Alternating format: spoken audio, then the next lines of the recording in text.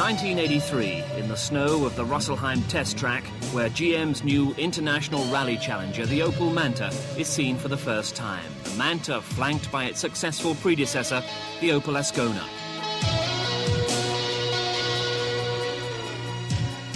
On the international scene, the Manta would showcase the likes of Henry Toivonen, also of Vatanen and of Frekkeland.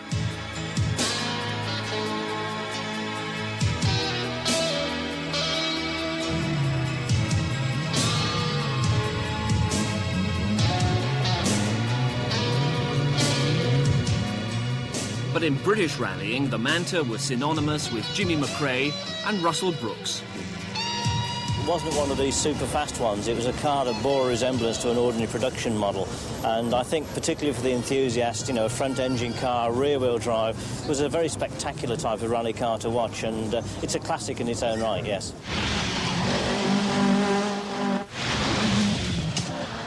McRae in the Manta, British Open champion in 1984.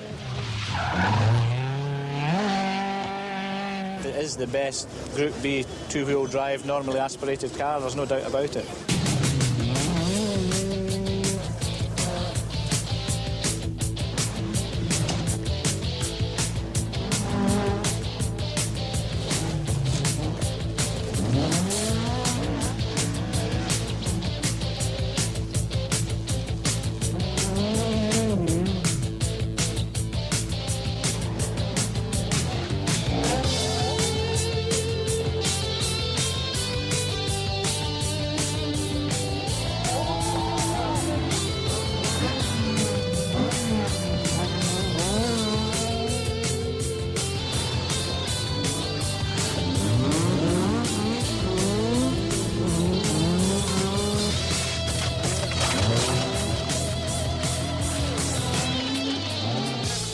Manta Magic at its best. We're with the great Ari Vatanen, Manx Rally 1983.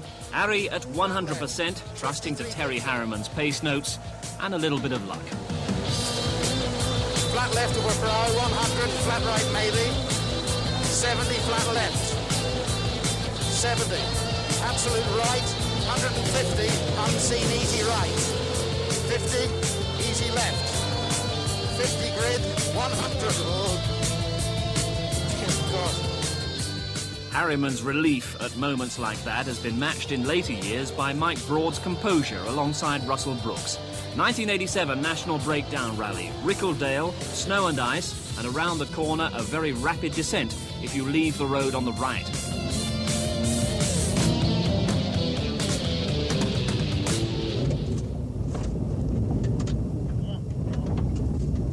Right, keep going. First gear. Start it. Mike, you spent so long in the passenger seat of that car. Was that typical of life in the Manta?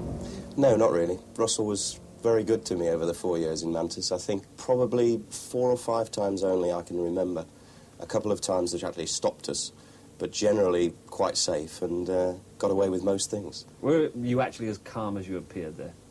I don't think you honestly realise the implications of what's going on at the moment. You're concentrating so hard that you want to get to the end of a stage. It's not until you come and look at films like this that you realise, gosh, you know, something could really be nasty amongst this. But generally, you're concentrating so hard to keep the driver cool as well that, you know, you're probably cooler than you actually are. Despite things like that, what kind of affection did you generate for the car over the years? I think it's been a supercar to drive in. It's quite a comfortable car because it's a large car inside as well as outside. It's got a very long wheelbase so that it rides bumps. It's a very smooth car, excellent on tarmac. And I remember in the Chevette days, which was a very small car, and you were very sort of tightly packed in the car with all the machinery around you. I always looked at Ian Grindrod with envious eyes, thinking that it would be nice to sit in a car like that. And it was a very nice, comfortable car to drive in, as rally cars go, but a little hot. And it was in the heat of Corsica in 1983 that the Manta made its international debut. No storybook start, Guy Frekkeland forced to retire early on.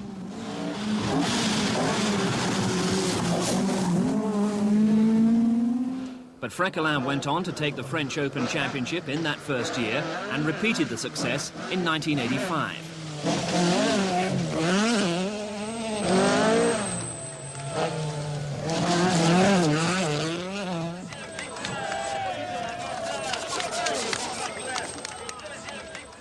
The 1983 Acropolis Rally heralded the Manta debut of Finland's Ari Vatanen.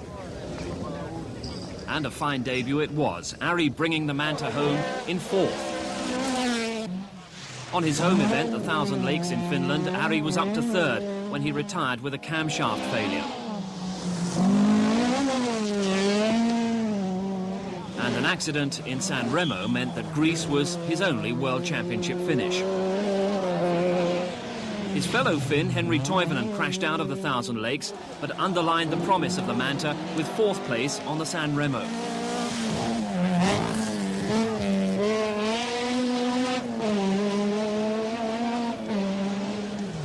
Providing great support, Scotland's Jimmy McRae with 8th place in Greece.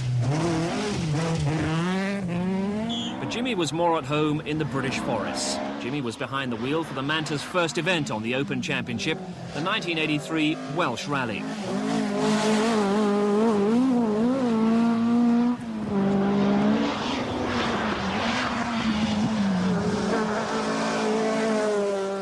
Eighth place in Wales was followed by second place behind Stig Blomqvist in Scotland.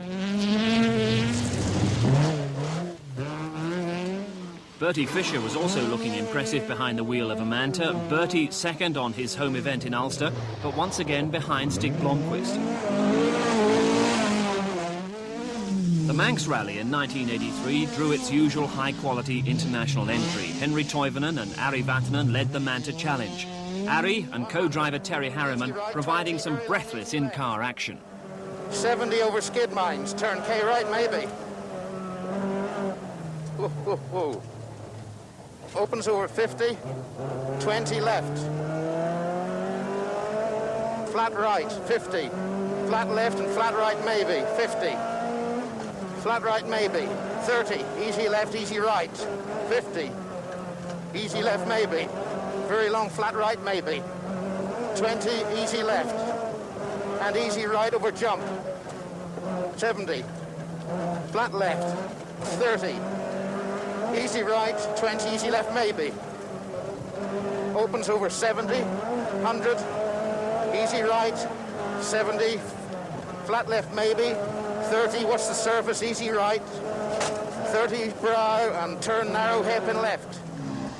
Despite that kind of effort from Vatanen, Toivonen was quicker. Victory for Toivonen, Vatanen second, the first international Manta 1-2.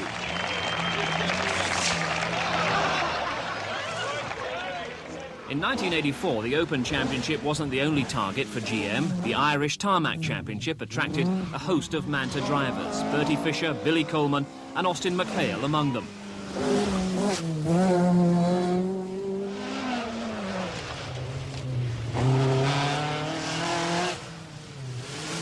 Billy Coleman took the title, helped by his most famous victory here on the Circuit of Ireland.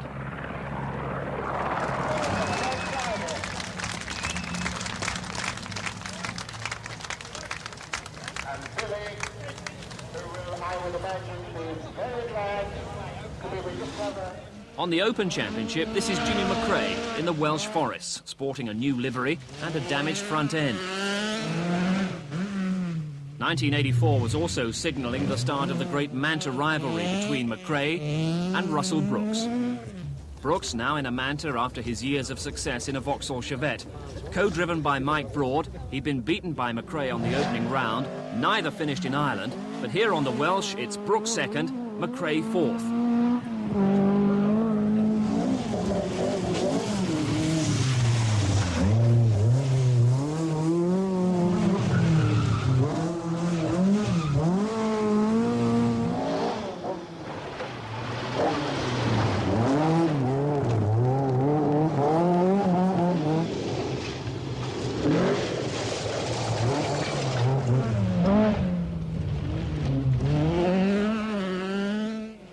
In Scotland, once again, the advantage was lying with Brooks.